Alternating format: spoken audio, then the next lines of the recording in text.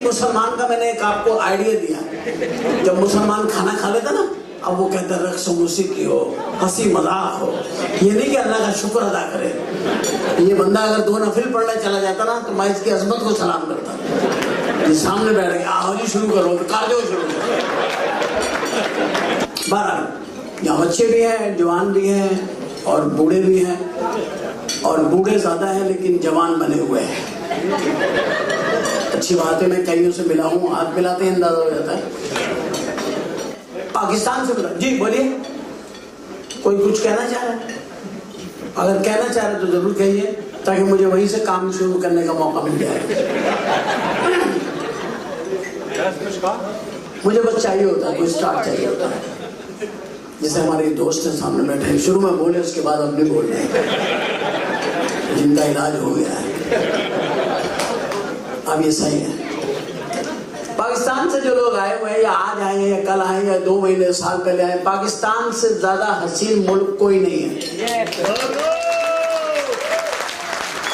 कुछ भी कर लो आप, कुछ बना लो मुल्क को, डिसिप्लिन में ले आओ, मौसम अच्छे, बारिश है, बेईमानी नहीं, कुछ भी नहीं, लेकिन पाकिस्तान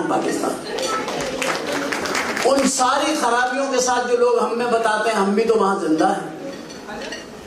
ये अगर अलग बात है कि शर्मिंदा है। तो हमारी कौम के पास सब कुछ है, जज्बा है, मेहनत है, हर चीज है। नहीं है तो डिसिप्लिन नहीं। बिजली का वहां कोई प्रॉब्लम नहीं, इस पे हंसी हम। आप गारों का जमाना भूल गई, आप तो है भी उसी जमाने की, जब पत्थर रगड़ के आग जलाया करते थे। अगर हमारे यहाँ 2-4 घंटे के लिए चली जाती तो क्या अजाब है। आपका लोग कम है, हमारे लोग देखे सिर्फ कराची की आबादी 2.5 करोड़ हो गई है, कितना बल्ब जलता होगा। फिर आगे पंजाब चला जाए आप, देखिए पंजाब 8 करोड़ पंजाब है हमारा, उसके बाद बलूचिस्तान चले जाए, पता नहीं कितना रह गया। खैबर पख्तूनख्वा चले जाए, वो इन मुसीबतों में भी हमारे पठान में खुश हैं, हंस रहे हैं।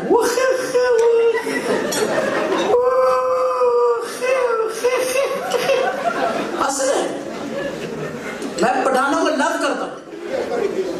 बहुत ही मेहनती कौम हमारे मुल्क की, बेहतरीन मेहनत कौम। इतनी मेहनत करने वाली मैंने कौम नहीं देखी। हजारों सड़कें बना दी, लाखों पहाड़ उन्होंने जो है ना ट्रकों में डाल के इधर से उधर कर दिए। ऐसे मेहनती लोग हैं। सुबह हमने जो पहाड़ देखा है, और जब रात को घर आए तो वो पहाड़ नहीं है।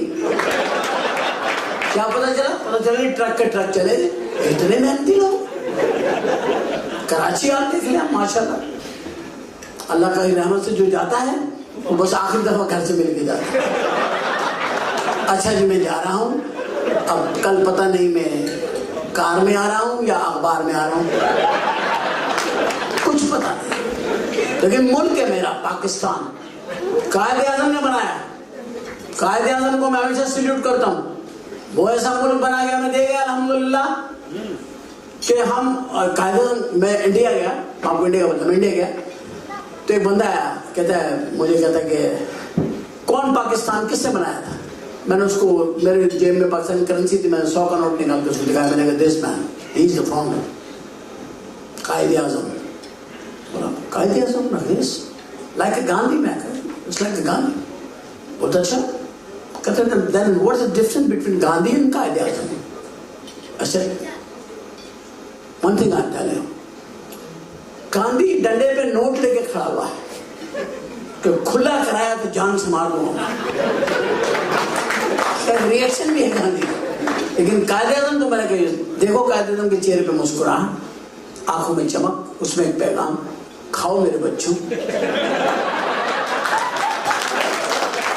ये मुल्क मैंने तुम्हारे लिए बनाया। तो बच्चों ने बाबा की बात को इतना पक्का समझा, आधा खा गए, आधे पे ट्राई कर रहे हैं।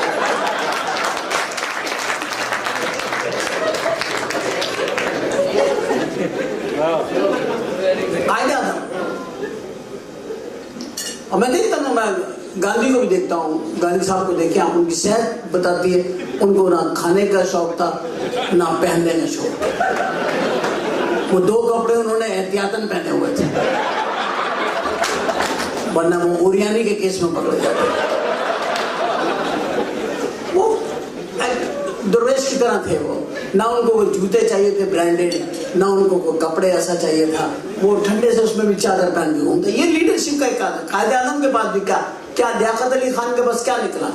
लेकिन अब जो लीडर मर रहे हैं उनके पास इतना निकल रहा है कि लोग समझ रहे हैं कि यार ये बंदा क्या कहां से लाया था इतना पैसा। हमारे यहाँ पैसा बहुत है, ईमानदारी नहीं, अल्लाह की रहमत है। पाकिस्तान अल्लाह की रहमत, पाकिस्तान बड़ा प्यारा मुल्क है, अल्लाह उसको सलामत रखे। पाकिस्तान को अल्लाह हम सबको सलामत रखे कि हम उसकी हिफाजत कर सके। अपनी जानें देकर भी पाकिस्तान को हमें बचाना चाहिए, वरना हमारे पास बेईमानी करने के कोई और मुल्क नहीं है, और न कोई मुल्क हमें इतनी इजाजत देगा कि हम इतनी बेईमानी और इतनी धांधली कर सके।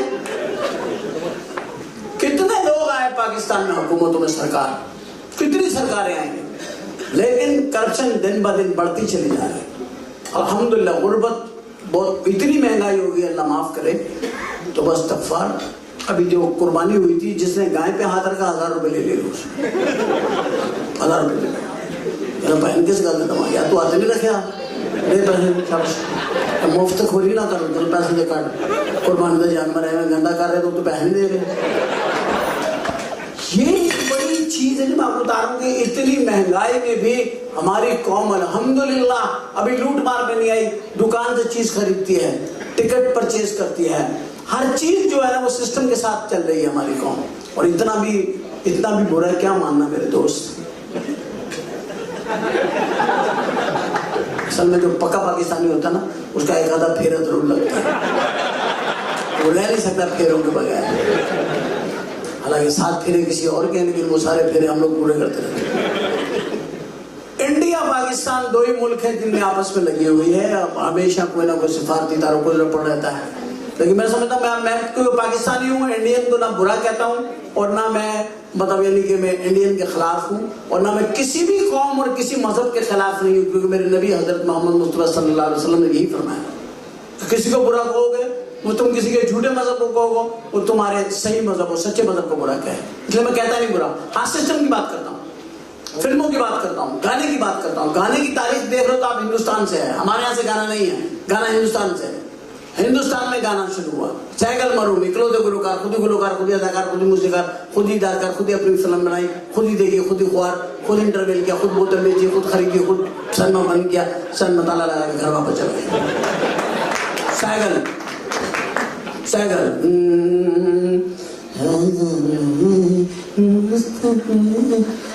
कितना अगर इस जमाने में गा रहे हो तो लोग कहते हैं बाबा जी के पसलियों में बाम लगा दो। वो आवाज में गा के चले गए, लोग बड़े खुश हुए उनको। फिर एम कलीम आए पाकिस्तान में, सारी जिंदगी नाक से गाते रहे लोग, कान से सुनते रहे। घूंघट में सदमा आंचल बढ़ता जाए, हयात से सिमटे जा। और गोरी जिसका घूंघट उठाना है, बस अल्लाह ताला रहम फरमा दे हमारे हालों पे, जो हमारी शादियों का हशर हो गया है।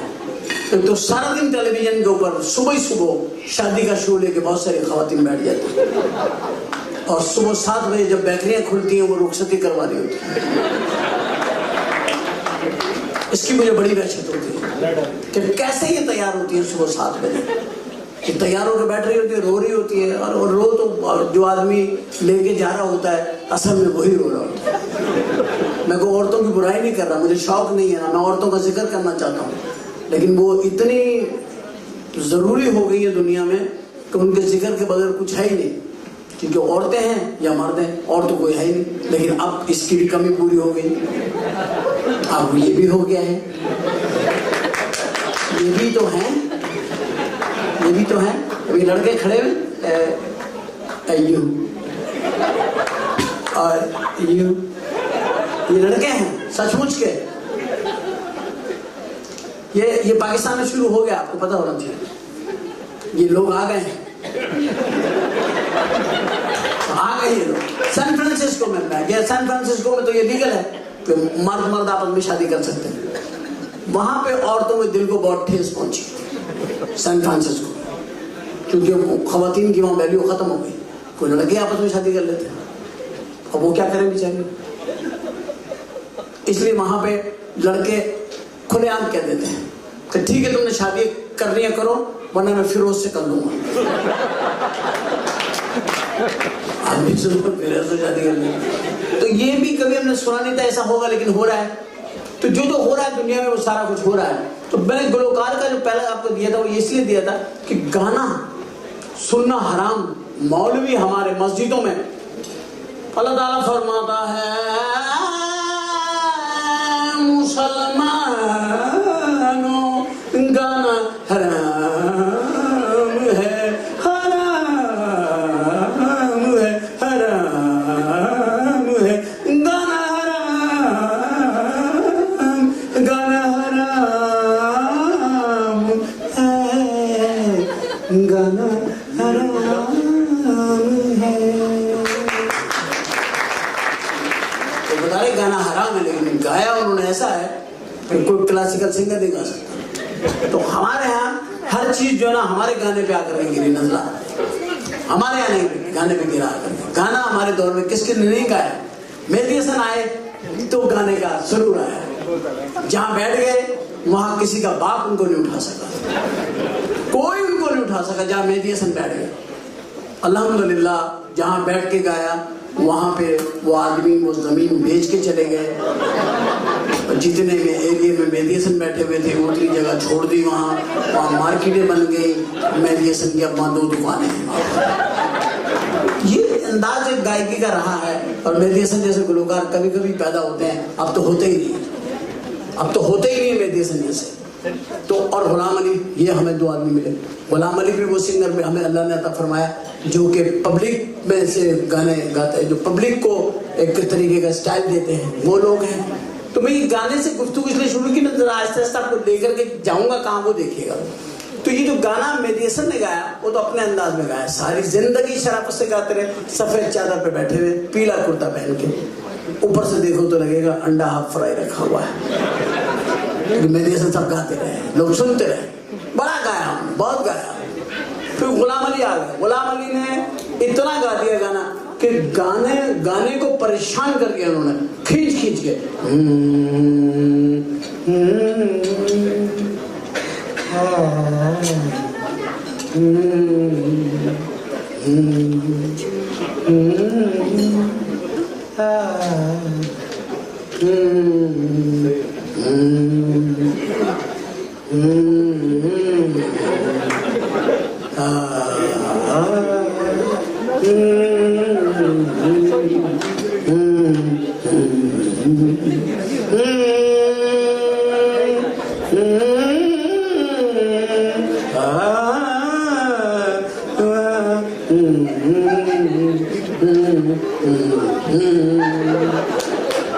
चीनी गाने का स्टाइल लेकर के आया।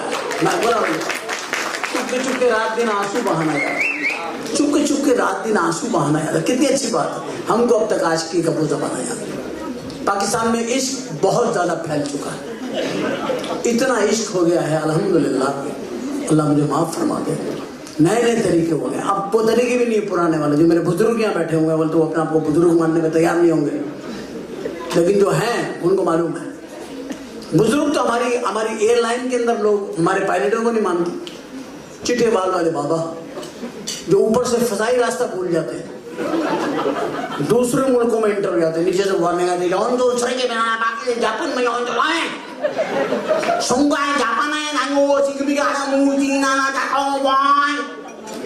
वो फिर मोड़ लेता वहां से टर्की की तरफ घुस जाता, अरब कंट्री में। वहां से नीचे से आवाज आती है पाकिस्तानी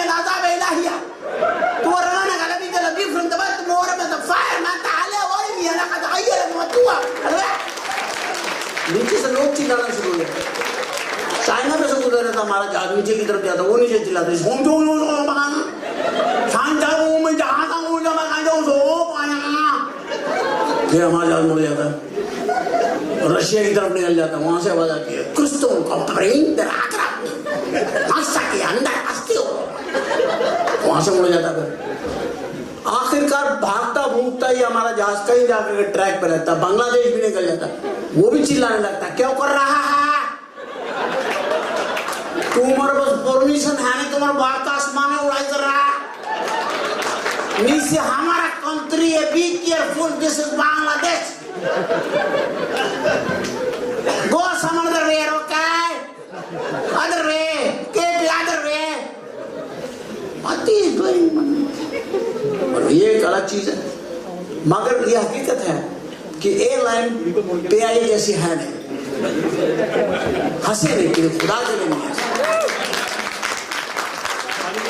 देखिए, जो जहाज आपका ईमान ताजा कर दे वो अच्छा है, या जो जहाज आपका ईमान खराब कर दे वो अच्छा है? कौन सा अच्छा? Which one good? PIA आपका ईमान ताजा कर दे, आपको आयतें पढ़ने पर मजबूर कर देते, आप आए तो कुर्सी तो लाजमी पढ़ लेते हैं, ऐसा आपको इस्लाम याद कराता है ऊपर। कोई एयरलाइन कराती है आपको इस्लाम याद, इवन देन सऊदी अरब नहीं कराते, लेकिन हम कराते थे। अल्लाह ने हमें वो मोड़, और फिर औरतें उसमें अंदर, औरतें वो आपको ईमान से भी आगे तेज कराती हैं। 20 शक्लों की और 20 उम्र की औरतें हैं जिसको देख के इंसान कहता है ये माँ है और बहन है बस।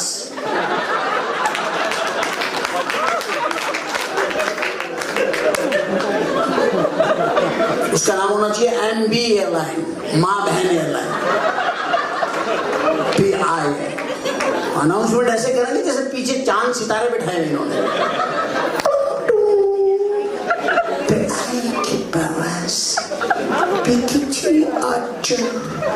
रावण के लिए तैयार है, मुसाफिरों से दरखास्त है, जहाज पे आज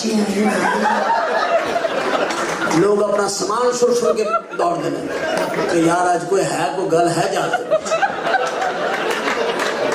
जिस किस्म की आवाज बढ़ी है ना, वो ना कोई मसला अंदर है। बच्चे छुट के लोग टिकट लेना, इससे अंदर जाते हैं, अंदर आप लोग भी जाते हैं PIA में।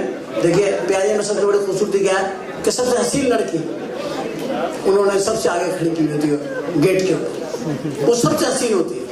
अभी बाकी उन्होंने बंद करी हुई होती है, सिर्फ एक ही निकाली होती है जो मास्टरपीस होता है, उसको आगे खड़ा किया होता है। वो आपका ऐसा रिसीव करती है जैसे ये आपका 2-3 साल से इंतजार कर रही है। अरे कहाँ लेके थे आप? थैंक यू वेरी मच, आए तशरीफ लाइए फॉर मी। वो आपको सीट पे बिठा दी, this your seat, please have a seat, anything you do just push that button, okay, thank you. अब बंदे का हाथ यूं ही रहता है कि या अल्लाह कब जहाज नॉर्मल हो और मैं घंटी दबाऊं। अब जब वो घंटी दबाता है, अब जो औरतें ये छोड़ते हैं, ये इन्होंने पीछे केबिन में रखी हुई, वहां से ये 42 और 45 और 1-2 50-55 की वो छोड़ते हैं। वही लहराती भी आती है और आकर के ना बिल्कुल पैसेंजर के कान के ऊपर पूछते हैं क्या चाहिए। आदमी कहता बस मौत चाहिए और कुछ नहीं। उसे सफर करना 14 घंटे 50 मिनट का, फ्रॉम दुबई टू ह्यूस्टन या LA या कहीं अंदर शिकागो, 14 hours and 50 minutes। और उसको सोचता है कि इनके साथ गुजारूं तो जाना मौत दे दे तो बेहतर। ये एक अलग ही होती है, अलग औरतें हैं, बिल्कुल अलग औरतें हैं। औरतें तो होती अलग है, मर्दों से जाहिर बात, इतनी अलग। ख़वातीन को मैं अल्लाह ना करे, खुदा ना करे, कभी बुरा नहीं कहता। मेरे अंदर आदत ही नहीं औरतों को बुरा कहते, और ना मैंने कभी कहा और ना कभी कहूंगा, क्योंकि जरूरत ही नहीं पड़ती कहने की। है ना। आप में भी हस्बैंड भी बैठे होंगे कुछ मैसेजेस के साथ, आपका ये एक्सपीरियंस होगा। मैं आपसे, अब पता नहीं है तो आपके हाथों की तालियां बता देंगे ये है कि नहीं। आप जब नहीं, पहले सुन लीजिए, ऑब्जर्वेशन है, जब मर्द अपने घर में आता है ड्यूटी वगैरह दफ्तर वगैरह से ऑफ होकर आता है तो वो लेट जाता है खाना वाना खा के, और फिर वो कोई न्यूज़पेपर निकाल लेता है। इस दौरान में बीवियां मशक्की आदाब के साथ इंटर होती हैं और हल्के हल्के से पैर दबाने शुरू कर देती हैं। वो जो उनका हल्के हल्के से पैर दबाना है, वो मर्द बेचारा एकदम एक कैफियत का शिकार होता है। वो बड़े प्यार से देखता है कि क्या बात है, आज तो आपको बड़ा हम पे प्यार आ गया। तो हल्की हल्की सिसकियां औरतों की सुनाई देती, तो आदमी घबरा जाता, क्यों रो रही हो? मैं सोच रही अगर आप मर गए तो मेरा क्या होगा? अच्छा भला बंदा लेटा होता, उठ के बैठ जाता, उसी टांग की जो दबवा रहा था एक लात बना के मारता। कहता कभी ये भी सोच लिया करो कि तुम मर गई तो मेरा क्या होगा? हर हफ्ते मैं ही मरता हूं। और तो ये नहीं सोचती, ये सोचती ये मर जाएगा तो मेरा क्या होगा। क्योंकि इनको बेवा होने का बहुत शौक है। उनके बेवा होना औरत का हक है, लड़का होना मर्द का हक नहीं समझती जी। It's okay. Does it have a seat? Why are you going? Okay.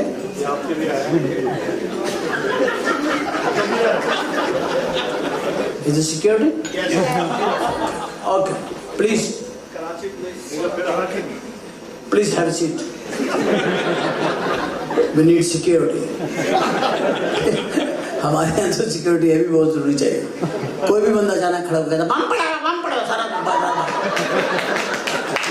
Nusrat Ali Khan एक बार एक शो कर रहे थे पाकिस्तान में, किसी ने शेरेटन होटल में किसी ने कह दिया ऐसे थले बम है। नुसरत अली खान के सारे दोस्त निकल गए, सारे म्यूजिशियन भाग गए, बम और नुसरत अली अकेले रहे।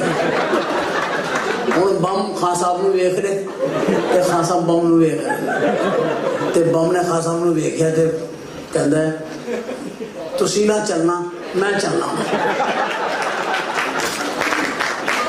ये चीज है मुझे देखकर ख्याल है। बार मैं बता रहा था आपको, खवातीन जो है हमारे लिए एक बहुत बड़ा चार्म है और खवातीन के लिए मर्द एक चार्म है, लेकिन ये सारी चीजें ढकी चुकी हैं, ओपनली बयान नहीं की जा सकती। इसलिए अल्लाह ने इसका बड़ा पर्दा रखा है और पर्दा फरमाया है, और अल्लाह ने इसके लिए मर्द को बड़ा साबिर करार दिया है। और उसकी सब्र की ये है कि जब तू बहुत सब्र कर लेगा तो मैं तुझे जन्नत में बुलाऊंगा, तुझे जन्नत में बुलाऊंगा, और जन्नत में बुला के कब के बिछड़े हुए जी कहाँ आके मिले, कब के बिछड़े। मुझे आपको महफिल के सारे आदाब आते हैं डिस्टर्ब करने के, अंदाजा लगाया आपको। तो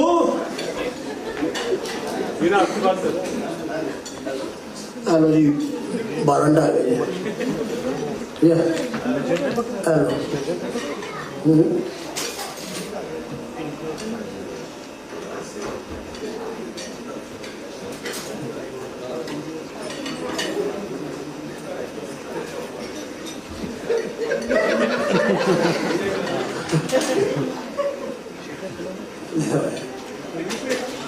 नहीं, उर्दू में इसलिए मुश्किल हो रही है।